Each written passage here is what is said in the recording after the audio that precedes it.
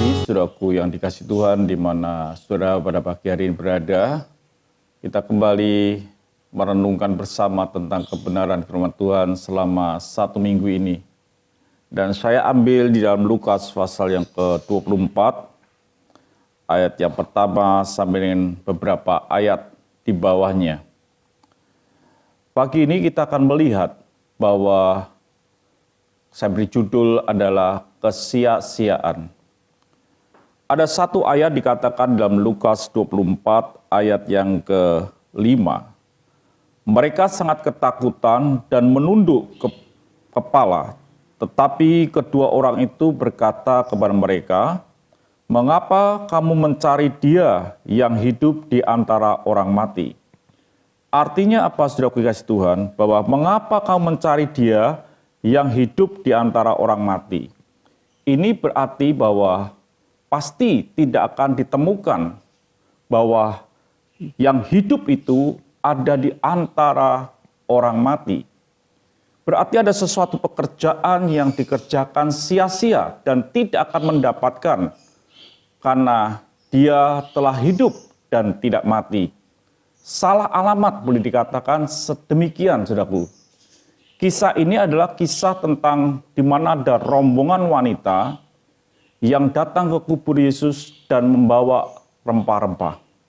Di Lukas 24 ayat yang pertama dikatakan, "Tetapi pagi-pagi benar, pada hari pertama minggu itu, mereka pergi ke kubur membawa rempah-rempah yang telah disediakan mereka."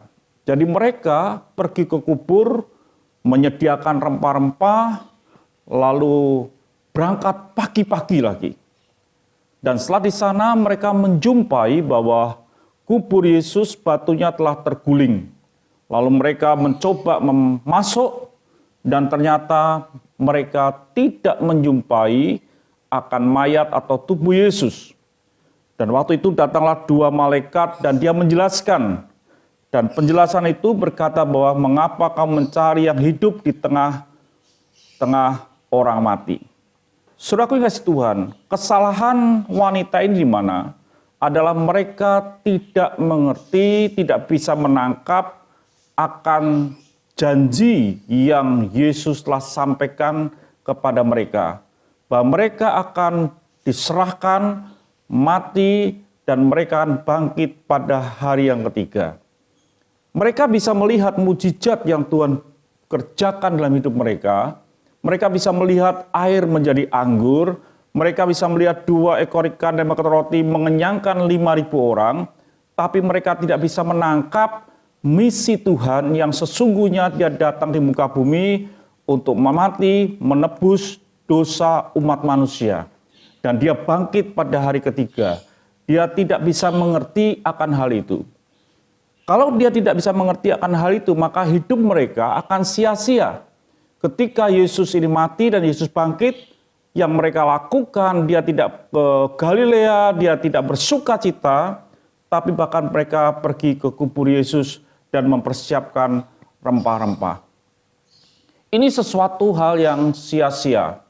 Mereka menyiapkan pagi-pagi benar dan mereka pergi ke kubur Yesus dan mereka tidak mendapatkan apa-apa, dan itu yang disebut dengan sia-sia. Jadi saudaraku yang kasih Tuhan, kalau kita ini tidak mengerti akan janji Tuhan, maka perjalanan hidup kita ini akan salah. Perjalanan hidup kita akan gagal. Perjalanan hidup kita akan cuma-cuma. Bahkan apa yang kita persiapkan di dalam perjalanan ini pun tidak ada gunanya. Jadi betapa pentingnya dalam hidup ini kita mengerti akan janjinya Tuhan. Firman Tuhan bukan sekedar kita baca, tapi kita mempercayai apa yang dikatakan dalam firman Tuhan. Pada mulanya adalah firman dan firman bersama-sama dengan Allah dan firman itu adalah Allah sendiri. Dan setiap kita sedang membaca firman ini, kita harus mempercayai Tuhan. Dan kalau kita mempercayai Tuhan, kita mesti harus percaya apa yang Tuhan janjikan. Dan kalau ini terjadi, maka perjalanan kita, tindakan kita tidak akan pernah sia-sia. Jadi saudaraku kasih Tuhan, di mana saudara berada pada pagi hari ini jemaat Tuhan, cobalah saudara untuk mempercayai akan apa yang Tuhan katakan. Walaupun itu bertentangan dengan imajinasi, bertentangan dengan pikiran kita, bertentangan dengan mindset kita, firman Tuhan itu di atas segala-galanya. Apa yang dikatakan dia itu ya dan amin. Kalau saudara pada saat ini mau coba belajar dan mempercayai firman Tuhan, maka saudara akan melangkah tanpa kesalahan. Saudara akan mempersiapkan hidup ini tanpa kesia-siaan. Kira-kira Tuhan akan menyertai saudara ketika saudara mempercayai akan janji Tuhan. Tuhan memberkati. Haleluya.